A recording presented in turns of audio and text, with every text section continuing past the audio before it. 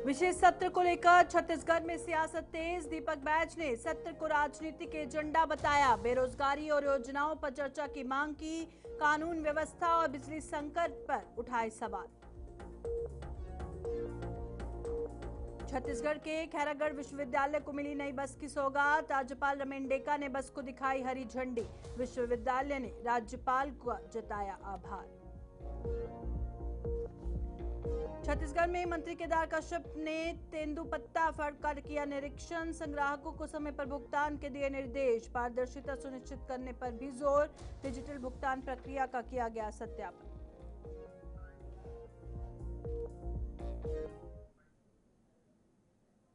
नमस्कार, छत्तीसगढ़ का ये बुलेटिन देख रहे हैं आप और मैं हूं प्रियंका आपके साथ। तो चलिए शुरुआत करते हैं खबरों की। छत्तीसगढ़ में 30 अप्रैल को प्रस्तावित विधानसभा विशेष सत्र को लेकर सियासत तेज हो गई है। प्रदेश कांग्रेस अध्यक्ष दीपक बैज ने सरकार पर तीखा हमला बोलते हुए इसे जनहित की बजाय भाजपा का राजनीतिक एजेंडा बताया और जनता के पैसे की बर्बादी कहा। उन्होंने कहा कि जिन मुद्दों पर संसद में चर्चा हो चुकी है उन पर फिर से सत्र बुलाना उचित नहीं है। बैज ने सरकार से मोदी की गारंटी, बेरोजगारी, महतारी वंदन योजना और कर्मचारियों के नियमितीकरण जैसे मुद्दों पर चर्चा की मांग की। साथ ही उन्होंने कानून व्यवस्था और बिजली संकट पर भी सवाल उठाए। सरकार ने विधानसभा का विशेष सत्र उन्होंने बुलाया है और बकायदा इस विशेष सत्र के लिए सार्वजनिक मंच से मुख्यमंत्री ने कहा है कि कांग्रेस पार्टी की निंदा प्रस्ताव पास करने के लिए विधानसभा का विशेष सत्र बुलाया जाएगा। हालांकि राज्यपाल ने जो अधिसूचना जारी की है उसमें महत्वपूर्ण कार्य दर्शाया गया है, लेकिन जिस विषय पर अगर महिला आरक्षण बिल को लेकर चर्चा करना चाह रही है भारतीय जनता पार्टी, जिस विषय को लेकर महिला आरक्षण बिल 2023 में पास हो चुका है, लोकसभा में चर्चा हो चुका है, क्या लोकसभा में जो बिल आया उस पर चर्चा हो गया, क्या विधानसभा में चर्चा करने का अधिकार है? क्या ये लोकसभा का अपमान नहीं है? साथ ही नगरपालिका निगम, नगरपालिकाओं में आम सभा बुलाकर वहां पे चर्चा कराना चाह रही है। क्या नगरपालिका, नगर निगमों को अपना राजनीतिक एजेंडा साधने के लिए इस तरह की आम सभा बुलाई गई है? इंदिरा कला संगीत विश्वविद्यालय खैरागढ़ के विद्यार्थियों के लिए आज का दिन सौगातों भरा रहा। राज्यपाल रमेन ने लोक भवन में विश्वविद्यालय की नई बस को हरी झंडी दिखाकर रवाना किया और ये बस छात्रों को सांस्कृतिक कार्यक्रमों और प्रस्तुतियों के लिए सुगम व सुरक्षित यात्रा सुविधा प्रदान करेगी। इस पहल से विद्यार्थियों को विभिन्न आयोजनों में भाग लेने में आसानी होगी और उनकी सांस्कृतिक गतिविधियों को बढ़ावा मिलेगा। विश्वविद्यालय प्रशासन ने इस सहयोग के लिए राज्यपाल का आभार जताया।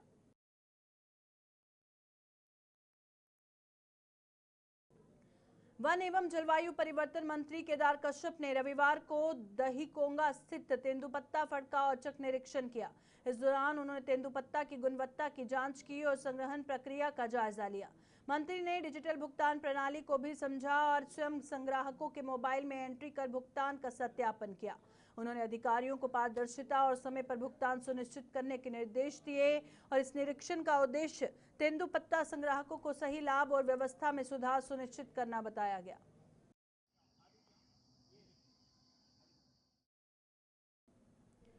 पर्यटन एवं संस्कृति मंत्री राजेश अग्रवाल ने लखनपुर नगर पंचायत में 283 लाख रुपए की विकास परियोजनाओं का भूमि पूजन किया। सड़क, नाली और सामुदायिक सुविधाओं से जुड़े कार्यों की शुरुआत की। मंत्री ने कहा कि इन विकास कार्यों से लखनपुर का स्वरूप तेजी से बदलेगा और नागरिकों को बेहतर सुविधाएं मिलेंगी। स्थानीय लोगों ने इस पहल का स्वागत किया और सरकार का आभार जताया। 2 करोड़ 83 लाख का स्वीकृति माननीय हमारे मुख्यमंत्री विष्णुदेव साय जी, हमारे उप मुख्यमंत्री जनगण प्रशासन मंत्री अरुण राव जी के द्वारा दिया गया है। इस चुहट नाला में जो पुल बनेगा उससे लखनपुर से कोरजा की ओर जाने वालों के लिए बहुत बड़ा एक राहत का काम होगा। साथ ही साथ हमारा वार्ड क्रमांक 1, 2, 3 सभी में काफी डेवलपमेंट होगा। लोगों को आवाजाही पड़ेगा तो 15 महीने ये सब और करीब सभी वार्डों के कुछ न कुछ कार्य।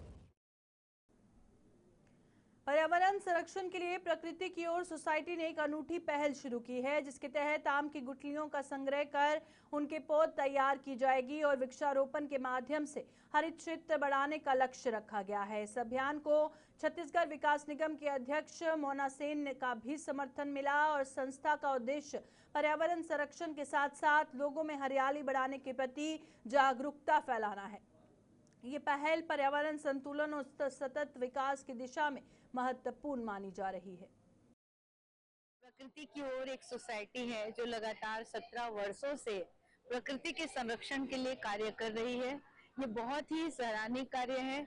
जो पूरे प्रदेश में ऐसी सोच के लोग हैं जो प्रकृति को बचा कर रखते हैं, ये बहुत बड़ी काम है और सरगुजा से लेके बस्तर तक लोग इंक्लूड होते हैं और इस कार्यक्रम में आते हैं।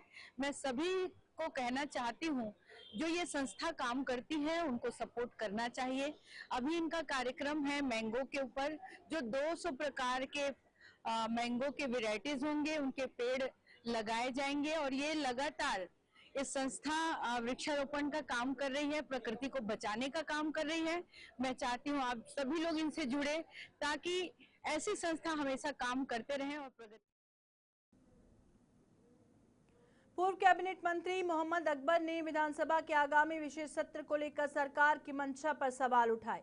उन्होंने कहा कि सदन में पेश किया जाने वाला निंदा प्रस्ताव केवल प्रतीकात्मक होता है और इसका किसी भी कानून पर कोई बाध्यकारी प्रभाव नहीं पड़ता। अकबर ने इसे राजनीतिक कदम बताते हुए कहा कि इससे वास्तविक मुद्दों का समाधान नहीं होता और उन्होंने विशेष सत्र के उद्देश्य और उपयोगिता पर भी प्रश्न खड़े किए।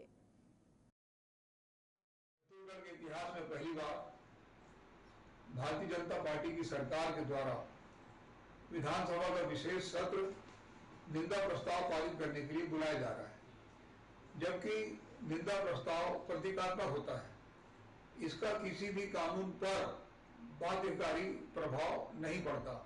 ये केवल एक राजनीतिक संदेश देने की कोशिश हो सकती है। अब जिनको भी ये संदेश देना चाहते हैं उस तक संदेश पहुंचा या नहीं पहुंचा, ये आने वाला समय। बीजेपी प्रदेश महामंत्री नवीन मार्कंडे ने प्रदेश में बढ़ते धर्मांतरण मामलों पर सख्त रुख अपनाते हुए कहा कि सरकार इसके खिलाफ पूरी तरह से कमर कस चुकी है। उन्होंने कहा कि विदेशी फंडिंग से संचालित धर्मांतरण का जाल अब नहीं चलेगा और समाज व परिवार को तोड़ने वाली ताकतों पर कानून के तहत कार्रवाई की जाएगी। मार्कंडे ने इसे गंभीर सामाजिक मुद्दा बताते हुए कठोर कदम उठाने की आवश्यकता पर जोर दिया।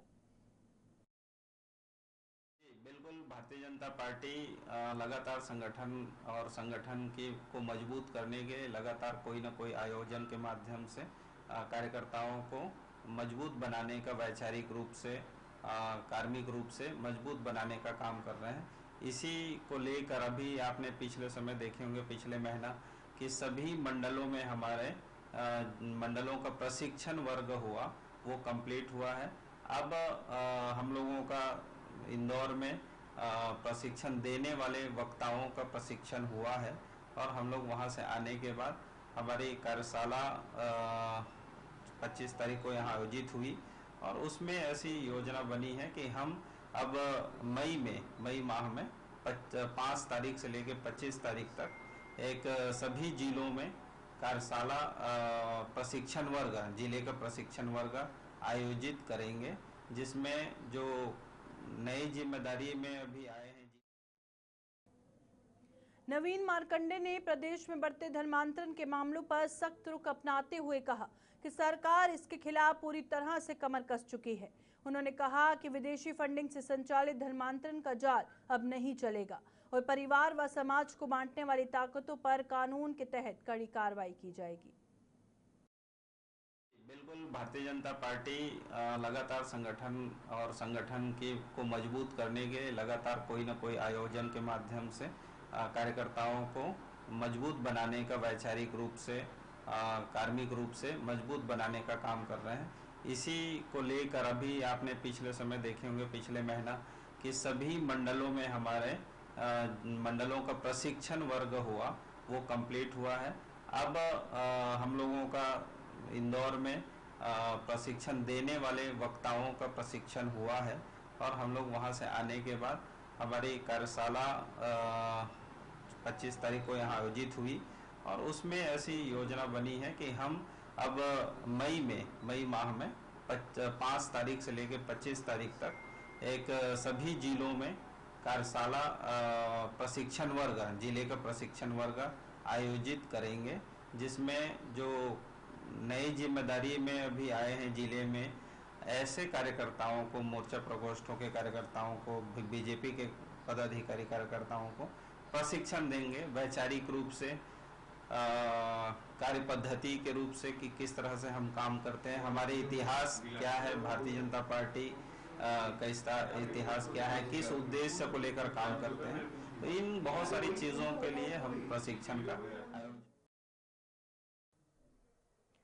छत्तीसगढ़ के इस बुलेटिन में फिलहाल इतना ही। दीजिए इजाजत, नमस्कार।